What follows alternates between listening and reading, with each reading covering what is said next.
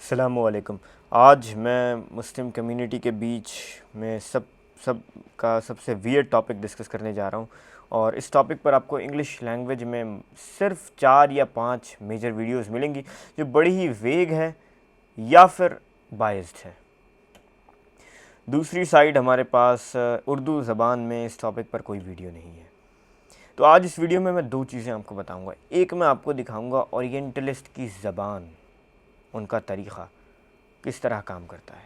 Orientalism पे मैंने video record कर रखी है, मैं अपलोड नहीं कर पाया, मैं इसके बाद इंशाल्लाह अपलोड कर दूँगा। तो ओरिएंटलिज्म पे वीडियो देखना बड़ी ज़रूरी है। खैर, सो ओरिएंटलिस्ट को इस वीडियो में समझेंगे। और उसके अलावा फिर ओरिएंटलिस्ट के इस आर्ग्यूमेंट को या इस सवाल पर हम डिटेल में डिस्कस करेंगे। Did Muhammad exist? क्या अल्लाह के रसूल सल्लल्लाहु अलैहि वसल्लम वाकई में एग्जिस्ट करते थे एज कैरेक्टर, या फिर ये कोई बाद में बनाई हुई एक कहानी है किसी पॉलिटिकल बेनिफिट के लिए? सवाल सुनने में बड़ा ही ख़तरनाक लगता है। और ये सवाल मेरे जहन में आया था आई थिंक जब मेरी उम्र 13 साल के लगभग थी। रमज़ान का महीना था, असर का वक्त था। और उस वक्त में ये सवाल ने मुझे बहुत बहुत परेशान कर दिया था। और इतना परेशान कर दिया था कि मैं इतना बिज़ी हो गया था इस सवाल के जवाब को ढूंढने में या इस पर रिसर्च करने में कि मैंने नमाज रोज़ रोज़े तो ऑफ कोर्स रखता था, लेकिन नमाज टाइम से जाना या फिर आप कह लो कि खाना खाना, कोई और काम करना, सब कुछ दिन के लिए छोड़ दिया था। क्योंकि दिमाग इस सवाल से बाहर निकल ही नहीं रहा था। खाते हुए भी यही सवाल जहन में रहता था, इसी के ऊपर दिमाग बहस करता रहता था खुद से, क्योंकि ये सवाल ही इतना वियर्ड है। एक मुसलमान हो, उसके जहन में ये सवाल आए कि क्या वाकई मोहम्मद एग्जिस्ट करते थे या एक कहानी है, वो। अब वो सवाल आया क्यों था? वो एक ओरिएंटलिस्ट को पढ़ने की, एक मरदूद ओरिएंटलिस्ट को पढ़ने की वजह से आया था। और मैं वो भी बताऊंगा आगे किस को तो अब सवाल पर आते हैं। इस पर मैं ये तीसरी वीडियो रिकॉर्ड कर रहा हूँ। पहली 2 वीडियोज़ मैंने इतनी लंबी हो गई कि उसको कैंसिल करनी पड़ी। जल्दी जल्दी बोलूँगा मैं। 7वीं सदी में कोई भी इंसान हो, चाहे वो अल्लाह के रसूल सल्लल्लाहु अलैहि वसल्लम हो या फिर खुसरू परवेज़ हो या फिर हेरकुलस हो, मैंने कहा हमारे पास कोई फ़ोटो, वीडियो, डीएनए वगैरह तो है नहीं।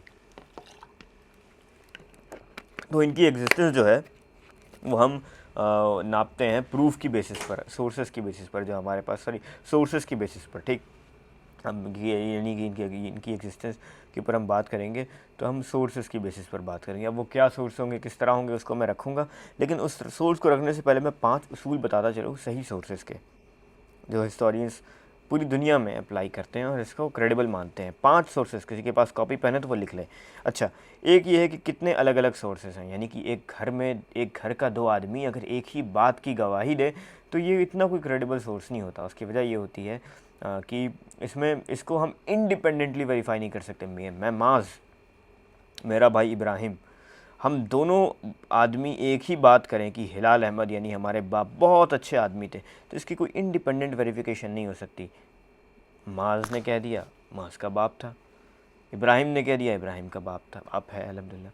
तो अब इसकी कोई इंडिपेंडेंट वेरिफिकेशन नहीं हो सकती। इंडिपेंडेंट वेरिफिकेशन तब होगी जब एक बात शायद मैंने कही, शायद मेरे पड़ोसी ने कही, किसी ताजिर ने कही, मल्टीपल सोर्सेस होने चाहिए और वो अलग अलग होने चाहिए। ओके, अलग अलग होने चाहिए।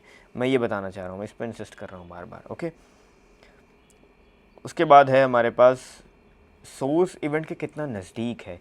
यानी फॉर एग्ज़ाम्पल एक इंसिडेंट हुआ तो उसके से रिलेटेड हमें कोई सोर्स मिलता है तो वो इवेंट के कितना नज़दीक है, क्योंकि इवेंट से जितना दूर होगा उतना ज़्यादा उसके कहानी बनने के चांसेस होंगे। ओके, दूसरी बात हो गई। तीसरी बात हो गई कि गवाह का क्या फ़ायदा था। यानी कोई बात अगर मैं अबू बकर और अली के बीच में, हज़रत अबू बकर और हज़रत अली के बीच में एक ख़त लेकर आ जाऊँ और कहूँ कि भाई ये है मोहम्मद की एग्जिस्टेंस का सोर्सेज, क्योंकि इसमें वो मोहम्मद को मेंशन कर रहे हैं, तो ये कोई अकल से भी दलील नहीं बनेगी और हिस्टोरिकली भी इस दलील को कोई बहुत मजबूत नहीं समझा जाएगा। उसकी वजह यह है कि मोहम्मद के कैरेक्टर के होने में सल्लल्लाहु अलैहि वसल्लम अबू बकर का भी फ़ायदा है और अली का भी फ़ायदा है। तो इनके इनके क्योंकि इन्हें पॉलिटिकल पावर मिल रही है इस कैरेक्टर से, तो अब जो है वो इनकी इनकी इनके इनके लिखा हुआ ख़त क्रेडिबल नहीं माना जाएगा इस मौजू पर। ओके, चौथा है कि सबूत कोई कहानी ना हो, यानी कि कोई उस वक्त की कोई शायरी ना हो, कोई नावल ना हो, कोई कॉमेडी लिखी हुई ना हो, उसमें अगर अल्लाह के रसूल सल्लल्लाहु अलैहि वसल्लम को मेंशन किया जा रहा है तो वो कोई सबूत क्रेडिबल नहीं है, उतना क्रेडिबल नहीं है आप कह सकते हो। वो हम कह सकते हैं कि भाई देखो मेंशन किया गया, वो अलग बहस है। अच्छा, पांचवा ये है कि सबसे अहम ये है कि ये सारे जो सबूत हमें मिलेंगे वो एक कंक्लूजन ड्रॉ करने वाले हों। ये ना हो कि एक सबूत कहता हो मोदी चोर है, दूसरा सबूत कह दे कि मोदी है ही नहीं। इस तरह का सोर्स ना हो, इस तरह का सबूत ना हो हमारे पास। ओके, वैसे पहली बात ही बता चलूँ कि मोदी जी चोर नहीं है। उसके अलावा आगे बढ़ते हैं, इल्ज़ाम को ठीक से समझते हैं। यहाँ से होती है वीडियो इंटरेस्टिंग। ओके, सो पैट्रिकिया क्रोन नाम की एक ओरिएंटलिस्ट सबसे पहले इस टॉपिक पर बात करती है। वो एक किताब लिखती है अल्लाह के रसूल सल्लल्लाहु अलैहि वसल्लम के हवाले से, और वो किताब है what do we actually know about Muhammad. ये किताब बहुत पहले लिखती है वो, तो इस वजह से जो है वो हम इस किताब की एक लिमिटेशन को समझेंगे कि इस किताब जब जिस वक्त पैट्रिकिया क्रोन ने इस किताब को लिखा था, पैट्रिकिया क्रोन की वफ़ात हो गई 2015 में आई थिंक या। सो पैट्रिकिया क्रोन ने जब जो है वो ये किताब लिखी थी तो उस वक्त जो है वो मुसलमानों ने बहुत ज़्यादा ओरिएंटलिस्ट के अगेंस्ट काम नहीं किया था। तो यू नो उस वक्त तक हमारे पास बहुत ज़्यादा फाइंडिंग्स, टीचिंग्स या आप कह लो रिसर्च नहीं थी। तो जो पैट्रिकिया क्रोन के क्लेम हैं वो पुराने हो गए हैं असल में, यू नो। सो लेकिन फिर भी इसका मैं मेंशन करूं कि सबसे पहले एतराज़ की शुरुआत हुई यहाँ से। यहाँ ये बात कहती है, इसके पूरी किताब का एक ही कंक्लूजन है, हिस्टोरियन थी है, एक ही कंक्लूजन, और वो कंक्लूजन ये है कि अल्लाह के रसूल सल्लल्लाहु अलैहि वसल्लम जो हैं उनके बारे में जो हमारे पास चीज़ें हैं वो 700-750 से 800 ईस्वी के करीब है। तो इस पर बहुत ज़्यादा इसको ट्रस्टेबल मानना ये अक्लमंदी का मुज़ाहरा नहीं होगा। अच्छा, ये बात समझ आती है। ठीक, इसके आगे बढ़ते हैं। ये है बात, यहाँ से असल में शुरू होती है। उसके बाद क्या होता है कि जबकि ये बात पैट्रिकिया क्रोन की गलत है, और ये बात हमें मोहम्मद हमीदुल्लाह की रिसर्च, सहीफ़ा ऑफ मोहम्मद हमीदुल्लाह की जो रिसर्च है हम्माम इब्ने मुनैबा के सहीफ़े के ऊपर। हम्माम इब्ने मुनैबा अबू हुरैरा के स्टूडेंट हैं, ये चीज़ ज़हन में रखनी। अबू हुरैरा के स्टूडेंट हैं हम्माम इब्ने मुनैबा। ठीक, तो यानी कि और इन्होंने जो है वो लगभग 138 हदीसें उस दौर में लिखी हुई है, इस दौर में किसी ने हदीस नहीं लिखी थी। वैसे तो हदीस असल में हमारे पास जो आज मैन्युस्क्रिप्ट के तौर पे जो प्रूफ है वो प्रूफ अल्लाह के रसूल सल्लल्लाहु अलैहि वसल्लम की ज़िंदगी से है। वो किस तरह है मैं उस पर बात करूँगा, उस पर बड़ा यूनिक पर्सपेक्टिव दूंगा मैं इंशाल्लाह, जो आपको इंटरनेट पे नहीं मिलेगा। लेकिन मैं बता रहा हूँ कि ये तो बहुत इस्टेब्लिश्ड बात है कि हम्माम इब्ने मुनैबा का सहीफ़ा अल्लाह के रसूल सल्लल्लाहु अलैहि वसल्लम की वफ़ात के 20 सालों के, लगभग 20 सालों के अंदर लिखा हुआ है। तो ये कहना कि 5 जनरेशन बाद हदीसें लिखना शुरू हुई, ये इट्सेल्फ एक बड़ा इलॉजिकल सा क्लेम है। अब किसी को हदीस से मैंने देखा लोगों को बड़ी नफ़रत है, अब किसी को हो लेकिन वो इस तरह का इलॉजिकल क्लेम ना करे। अच्छा, तो ये एक किताब में मैं रेफरेंस के तौर पे मेंशन कर दूँ, मोहम्मद हमीदुल्लाह की Sahifa of Hammam ibn Munabbih, the earliest extant work on the hadith. Correct, आगे बढ़ते हैं। अच्छा, हदीस और इसके अलावा फिर एक और चीज़ समझने वाली है, आगे बढ़ते हैं। मैं इससे एक चीज़ मेंशन कर दूं कि जो बाद में भी लिखी हुई चीज़ें हैं वो असल में हम उन्हें आज हम इस वीडियो में यूज़ नहीं कर रहे, लेकिन ऐसा नहीं है कि वो कोई अनऑथेंटिक, नॉन क्रेडिबल चीज़ है, ऐसा कुछ नहीं है। उसकी वजह ये है कि हमारे पास जिस लेवल पर मतन मैच करता है, ये लॉजिकली इसको फेक करना ये ऑलमोस्ट इम्पॉसिबल है। इसके लिए मैं हमेशा आर्ग्यूमेंट जॉनथन ब्राउन की किताब से, जॉनथन ब्राउन कहते हैं कि लिखी हुई हदीस का सिलसिला असल में इस्लाम के बिल्कुल शुरुआत से शुरू हुआ, यानी ज़बानी याद के साथ साथ, और उस दौर में यानी ज़बानी याददाश्त की बात सिर्फ नहीं करें, वो तो मौजूद था ही, ये तो इस्टेब्लिश्ड बात है। लेकिन उसके बावजूद भी हम बात कर रहे हैं लिखी हुई चीज़ों की। ब्राउन की किताब है हदीस Muhammad's legacy, hadith Muhammad's legacy in the medieval and modern world. मेरे फेवरेट स्कॉलर्स में से एक है। अच्छा, उसके अलावा फिर आप देखो कि यही पुरानी बायोग्राफ़ी वाली चीज़ पर सियान एंथोनी जो है वो, यानी कि मगाज़ी जो है, इसके ऊपर सियान एंथोनी भी बात करते हैं, तो वो भी यही बात करते हैं कि यानी सब कुछ 200 सालों बाद लिखा गया, ये बात पूरी तरह से सच नहीं है। ये बात मैं आपको सियान एंथोनी की किताब से बता रहा हूँ। अच्छा, आगे बढ़ते हैं। ये कुछ पॉपुलर नाम है जो बार बार रिपीट होंगे, क्योंकि बहुत ज़्यादा लोगों ने इन टॉपिक्स पर रिसर्च की नहीं है असल में।